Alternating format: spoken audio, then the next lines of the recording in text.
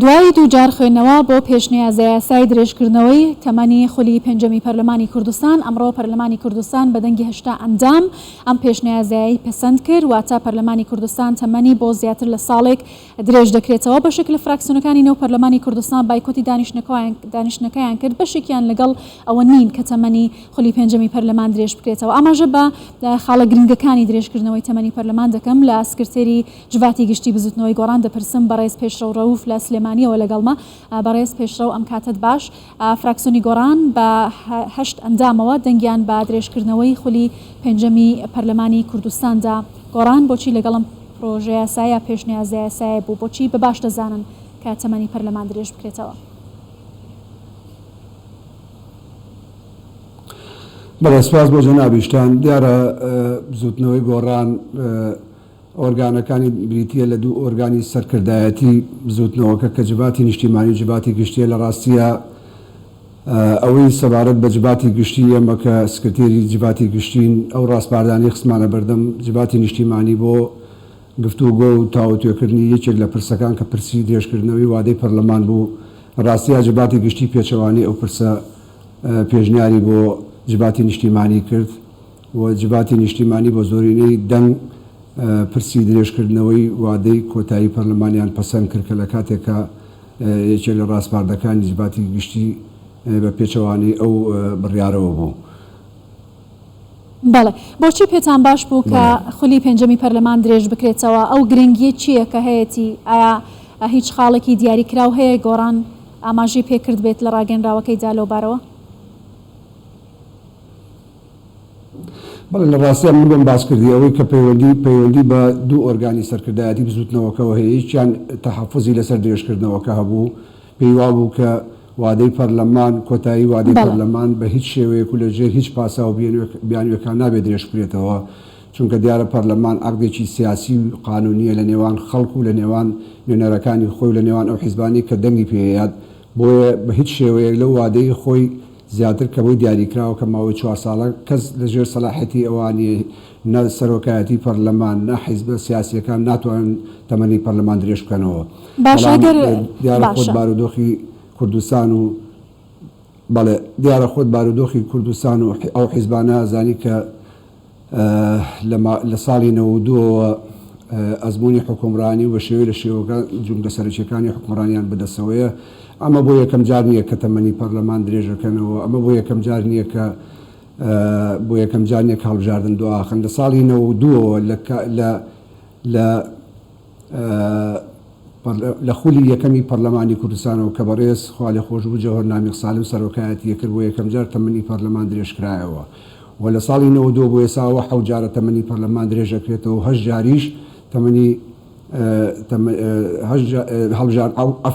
جار هەڵبژاردن دواخرێ و 8 جاریش تەمەنی پەرلەمان درێژەکرێتەوە کە لە کاتێکە ئەوە جێداخەبەوەی کە لە پرۆسەی دیموکراسیا یەکێک لە شانازیەکان ئەوەیە کە لە وادەی خۆیان هەڵبژاردن بکرێت کە لە وادەی خۆیان خەڵک ئەو عەقدەی کە هەیەی لەگەڵ نوێنەرەکانی خۆیان حساب و کتابی لەگەڵا بکاتەوە چەند بەڵێنەکانیان جێبەجێ کرد و لەسەر بنمای ئەوە جارێکی کە خەڵک دەنگ باتەوە جارێککە نوێنەرەکانی خۆی دیاری کاتەوە بۆ 4 ساڵی داهاتووی تر. بەڵام بە پێچەوانەوە ئەم نەریتێکی خراپە کە تاکو ێسا لە کوردستانە درێژەی هەیە و باشە. دەستی سەرۆکایەتی پەرلەمان بەڕێز پێشڕۆڕای گەیاندووە کە ئەگەر تەمەنی پەرلەمان درێژ نەکرێتەوە لەبەرەوەی هەڵبژاردن نەکراوە بەهۆی ناکۆکی لایەنە سیاسیەکانەوە پەرلەمان دەکەوێتە بۆشایی یاسایی و دەستوریەوە. ئەمە لە بەرژەوەندی هاوڵاتیانی هەرێمی کوردستان نییە. بۆچی ئەم خاڵە لەبەرچاو نەگیراوە لەو لایەن ئەو فراکسیۆنانەی کە دژی درێژکردنەوەی تەمەنی پەرلەمان بوون؟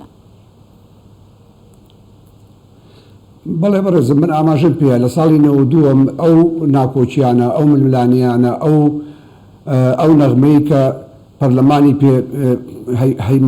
هەیبەتی پەرلەمانی پێشێلەکەن بیانوم و بڕێرەکانی ئەوەیە کە کێشە و ناکۆچی و زروفی ناوچەکە و دنیا و ئەمانە ڕەنگە مساعید نەبێ بۆەوەی کە لەم کاتەیە هەڵبژاردن بکرێ، ڕەنگە کێشە ململانیەکان بە دەرەجەیە بێ کە ڕێگای لێگە. بەڵام من ئەپرسم مەسەڵەن بۆچی حیزبەکان بۆ چێوانی کە لە دەسەڵاتان هیچ یەکێک لە دەسەڵاتەکانی تریان خروقاتی ئەو خۆڕقاتی تیا ڕوونایە بەوەی کە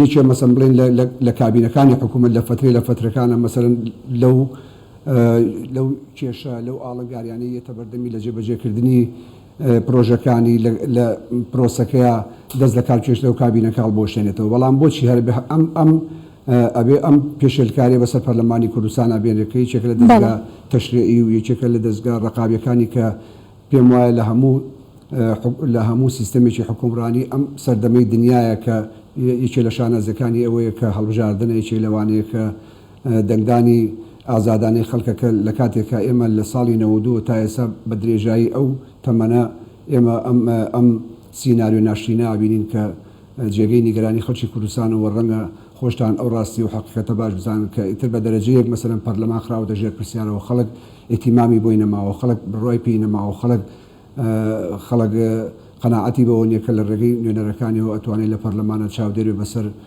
دام و دەستگاکانی ئەم حکومەتەیە کە من پێم وایە ئەمە بە دەستی ئەم قەسە ئەمە بە پلانێکی داڕێژراوە کە ئەیانەوێ لە شکۆی پەرلەمان کەمکەنەوە کە ئەوە جێگەی داخە بۆ خەڵکی کوردستان و بۆ ئێمەش بەڕاستی بەڕای من هیچ بیانیەک نییە بۆ درێژکردنەوەی وادەی یاسایی پەرلەمان و ئەوان خۆیان هۆکار و مسەبیبی ئەوەن کە پەرلەمان وادەکەی بگا بە فەراغی یاسایی جینایان توانی لە ساڵی پارەکە هەر ئەوەی کە من ئاگادارم بزوتنەوەی گۆڕان لە 2020 تا پرۆژەی یاونەتێ بۆ ئامادەکاری بۆ هەمواری یاسای پەرلەمان و هەڵبژاردنەکان یان توانی کاری لەسەر بکەن و یان توانی نێگەێنن بەو فەراغی کە ئەمڕۆ لە ڕاستیە هەمومانی نیگەران کردووە.